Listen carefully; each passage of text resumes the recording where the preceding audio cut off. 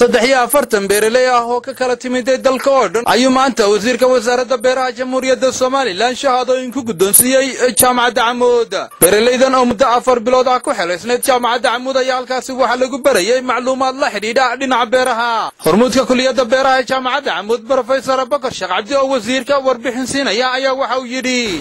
halkan waxa maanta ku dhamaaday daliyo warbixin kaasiyo tababarkii lagu tababarayay fudayaasha beeraleyda khudradleyda tababarkii waa dhamaaday aqoon badan ayaa la kordhisay. sidoo kale gudoomiyaha jaamacadda Camuud Professor Salebaan Axmed Guuleed oo la dardaarmaya ardaydaasi wax baratay ayaa waxa uu yiri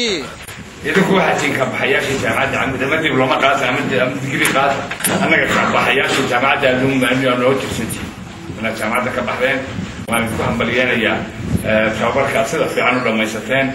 naga gaarsiiya salaan dadkii ka timaadeen iyo gobolada ka timaadeen walaasabka xigeenka gobolka Awdal Cabdiraxmaan Nuur Sugaal oo isaguna halkaasi ka hadlay ayaa dhacdo taariikhiga ku tilmaamay tababarkan oo kii ugu horeeyay oo noociisa ugu dambeyntii wasiirka wasaaradda beeraha Mudane Faarax Cilmi Geedole oo halkaasi ka jeediyay khudbad dheer oo dhinacyo badan taabanaysa ayaa waxa kamid ah hadaladiisii farxad weyn bay tahay maanta inaan nagala soo qayb galo xilitaanka tababarkii Soomaaliland ugu horeeyay beeraley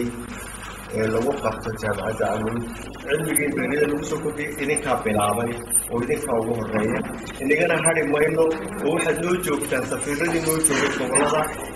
iyo degmooyinkaasi hay-adaha la shaqeeya wasaaradda beeraha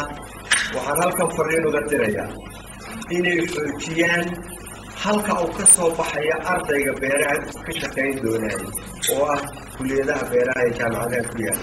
Abdul Ali Yusuf on Cable TV Borama.